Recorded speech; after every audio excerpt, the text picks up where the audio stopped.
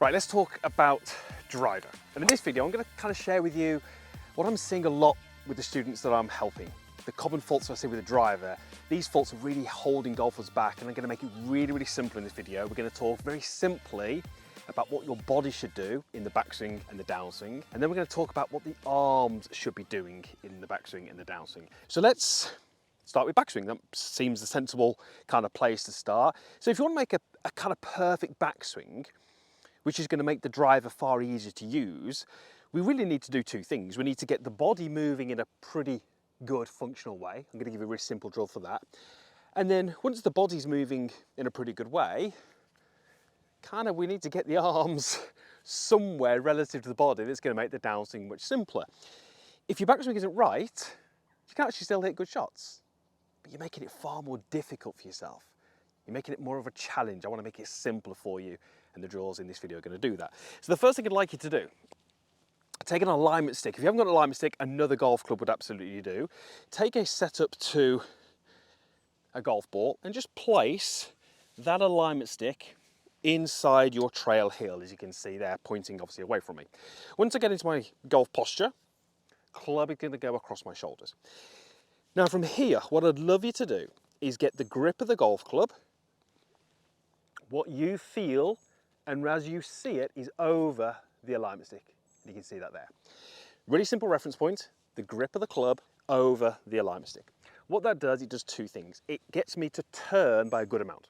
If I underturn, I obviously can't line those up. So it gets me to turn my shoulders through at least 90 degrees.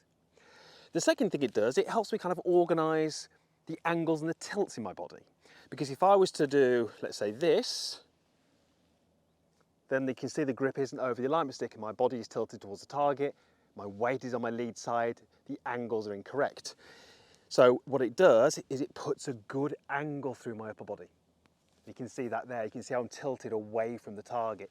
That tilt away from the target we generally set at address, our trail hand is lower, and as we make our backswing we continue that. So I've got a good turn and I've got my body in a really good angle.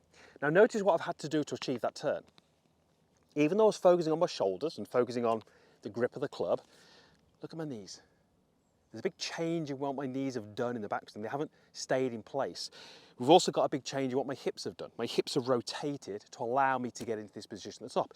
If I was to sort of lock everything down, and I see so many golfers doing this, they get maybe a little bit nervous with the driver. They don't have a lot of confidence. They tend to think the less things that move, the easier it's going to be to hit the driver well. But when we don't move our legs, it's really hard to get that turn. It's really hard to get behind the golf ball. We often find that our turn then sort of flattens out and we get the shoulders too level, or because we didn't really move the knees. So for me to get the grip over here, I've got to move my legs, and you can see that there. So this little exercise is going to give you a really, really simple feel for what the body should do in the backswing. Now we come on to, what are the arms doing? This is the big fault that I see. Golfers often don't do the right thing with the arms. This is so simple. You're going to love this little exercise. It's going to help you really get a feel for what the arms are trying to do. Get yourself set up with driver. And all you're going to do, you're going to keep your lead arm pretty straight, and you're going to take the golf club and imagine that this golf club is a big arrow. So instead of the club head, it's an arrow. That arrow will be pointing towards the camera, towards the golf ball, wherever it may be. From here, you're going to point the arrow directly behind your trail shoulder. So that would be my trail shoulder.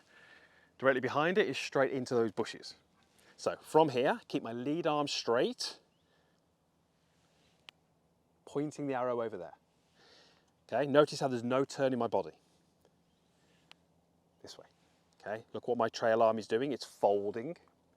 Now that looks like a very strange movement, doesn't it? You're looking at that thinking, what on earth are you doing, Chris? But in the golf swing, this is what the arm should do. So watch this. Point the arrow behind me. Now can I make that turn that we just discussed? Well, suddenly, where am I? In a really good position at the top of my backswing. So for you to get into that quote unquote perfect top of the backswing position, what have we got to do? We've got to turn the body well. We've kind of covered that. And actually what we did is we isolated what the arms do. And we kind of felt what the arms did on their own. As soon as we added the arm movement and the body turn, we got into a really strong position. So watch what happens in a golf swing, if I do this and I don't have enough body turn, well, suddenly I don't get into a right position. So what happens when we don't have enough body turn is we often start to get the club into the right position with the arms. You can see how I'm trying to pull my elbow behind me to try and get into the top of the backswing position. So because my body didn't turn well enough, my arms are forced to do something that was not right. And when the arms are forced to do something that's not right, we get these top of the backswing positions which don't feel great. You might have experienced that. And we get the top of the backswing that doesn't look right. We get the wrist extending, the club face opening. And very often when we see the arms in these positions like this, which aren't right, it's because the body wasn't working well enough. And there's no reason why you can't just go ahead and hit some shots. I would go at much slower speed. But the beauty of this little exercise is that because you're sort of putting in the arm movement to begin with, you know, I can check that my lead wrist isn't massively cupping. I can make sure that my trail arm isn't doing something, you know, weird and wonderful. So I can sort of, you know, move the club in this fashion, make sure that I have my wrist in good position, my elbows are good, then add the turn. There's my perfect top of the backswing position. And then I can just go and swing through. Now that ball's only carried just over the bridge over there. It's obviously at low speed, but the purpose of that isn't really to hit perfect shots at full speed. The purpose of that, I should say, is for me to really grasp what it takes for me to achieve that perfect top of the backswing position. And when you do that drill, you know, you might sort of put the club here and turn and think to yourself, that's not where I am. You might think to yourself, I'm normally much more up here, or I'm much more down here, or maybe my body hasn't turned enough. So it enables you to sort of give yourself a picture of what a perfect top of the backswing position is like, and then you can make a decision on, is that where you are? And if not, what do you need to do to get into that position? Ultimately, once I can have this mental picture of where that position is, I can start to then blend the two. When we blend the two, it never really looks like we're doing this with our arms. We are, but it never looks that way because it's happening as you turn. And when you get that beautiful blend of what the body does and what the arms do, you get a really nice top of the backswing position. So now let's go through how we undo all that. And when I say undo all that, I mean the opposite direction. How do we get the body and the arms to work correctly in the downswing? So downswing, I guess the most important one of these, because you can recover from a less than ideal backswing, but if your downswing is all out of whack, then you're going to struggle. You're going to start spraying the ball, you're going to spend a lot of time looking for balls in the rough, or even worse, losing them out of bounds. You'll see I've got a couple of alignment sticks here in the ground. We'll come to why those are there in a moment, but I'd love you to go ahead and set this up. And similar to what we did in the backswing, I want to keep this really simple. In the backswing, we've turned the body, and we've sort of, we can call it lifted the arms. In the downswing, we basically have to do the opposite. So let's first of all go with what the body's doing. So let's take my club, pop it across my shoulders, take my setup to the golf ball, and what we spoke about in the backswing was getting the grip over an alignment stick which was inside my heel. The opposite is going to be the case on the way down. I want you to get the golf club, or whichever end is out here, to rotate and point at the golf ball. But I want that movement to be led by what the body's doing. So your hips, your legs, and your core. So from here, how would I get the golf club head to point at the ball? I would start with my core, and I would turn until I get to sort of this position here. Now the key thing here is I've still got that angle through my shoulders. I haven't leveled out, and look at where my body is. My hips are open, my knees are open, my chest is open. When I put my hands back on the golf club, I'm a little bit too close to the ball, but you'll see how my shoulders appear to be pretty square, which is absolutely fine. The reason we've done it that way is because we want the body to lead. The last thing I want you to do is get to the top of your backswing and focus on what this is doing, the upper body, because that's when we get these spun out shots, club gets really, really steep. So you can take this golf club, and a really, really simple exercise is can you go grip inside of heel, start with your core, lead with your core, club head points back at the golf ball. That's going to get your body to work pretty well. Once you arrive at this point, to get to your follow through, you would simply just continue to rotate and stand up a little bit. And that's how you get this beautiful top of the backswing position. Try that. It's so simple, really, really simple, but it's going to give you some really good feel for, I say, what the body should be doing. So let's talk about these arms. Okay, this is so, so important. I'm going to do a little demonstration. In fact, I will keep the driver in my hand.